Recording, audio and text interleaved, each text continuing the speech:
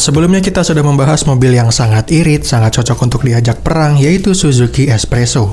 Hanya saja karena desainnya yang tidak cocok untuk semua orang serta harganya masih dianggap terlalu mahal untuk mobil sekecil itu, maka di video kali ini kita akan membahas mobil yang masih dari brand Suzuki, mobil bekas yang lebih ganteng, lebih anak muda, dan lebih murah, serta bisa dijadikan investasi jika menemukan unit yang spesial. Ini dia Suzuki Swift generasi pertama.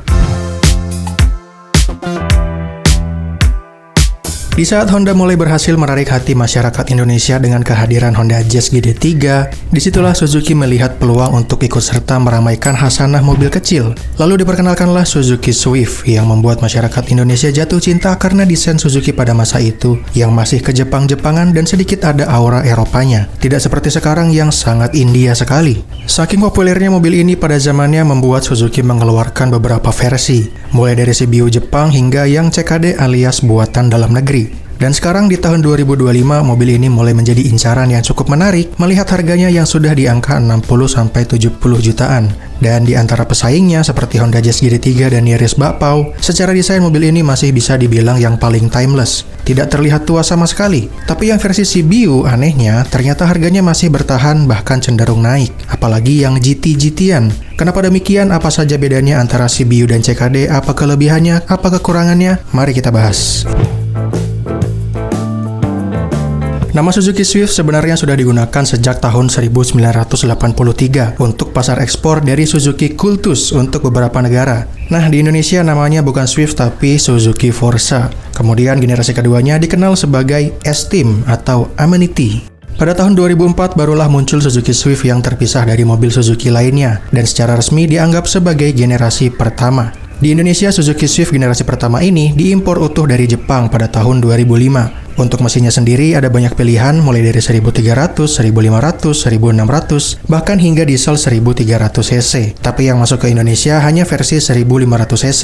Yang pertama kali masuk ke Indonesia adalah versi CBU dengan tipe GX. Ini merupakan versi yang paling lengkap. Ada airbag, ABS, EBD, immobilizer, audio steering switch, setir berlapis kulit, ada tweeter di bagian kiri dan kanan, door handle berwarna chrome, terdapat MID di bagian display jam yang berisi average fuel consumption dan outside temperature, serta grill depan yang berupa garis krom dan di STNK ditulis sebagai mobil berjenis sedan. Kemudian pada tahun 2006 sampai 2008 awal masuk versi GL yang lebih terjangkau. Bedanya dengan GX, di audio steering switch-nya hanya ada di sebelah kiri, serta grill depan yang berbentuk honeycomb serta di STNK tertulis sebagai mini MPV. Lalu di saat yang bersamaan muncul varian GT yang peranannya menggantikan varian GX dengan tambahan body kit, velg yang berukuran 16 inch dan knalpot yang sekarang jadi ada dua di kiri dan kanan. Nah, ini merupakan varian terakhir dari versi CBU dari Jepang. Karena selanjutnya Suzuki Swift ini mulai diproduksi di Indonesia, tepatnya sejak September 2007. Sebab naiknya permintaan terhadap mobil ini, tapi sayang sekali harus ada beberapa penurunan fitur dan performa di beberapa bagian. Seperti tidak ada airbag, ABS, EBD, tapi masih ada immobilizer. Kemudian tidak ada tweeter, tidak ada audio steering switch, dan tidak ada MID di bagian jam.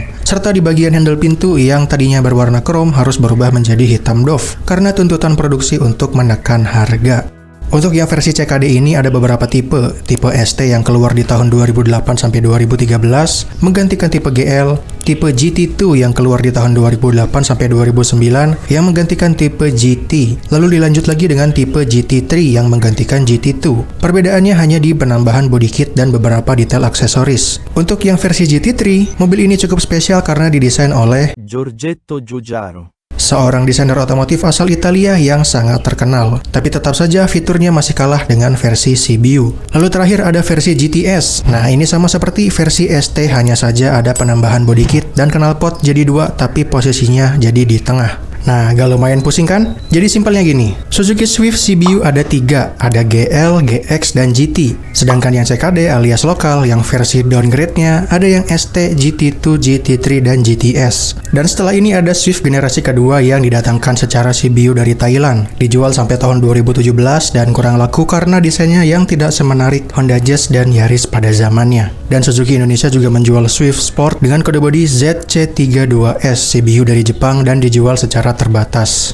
Lalu ada Swift generasi ketiga yang sayangnya tidak masuk ke Indonesia. Padahal desainnya bagus, tapi sepertinya peranan Swift ini juga sudah tergantikan oleh Suzuki Baleno. Makanya Suzuki tidak memasukkan yang generasi ketiga ini. Nah, kalau ada niatan untuk membeli sebuah Suzuki Swift generasi pertama, usahakan cari yang versi CBU. Tipe yang mana terserah asalkan CBU. Kenapa? Mari kita bahas.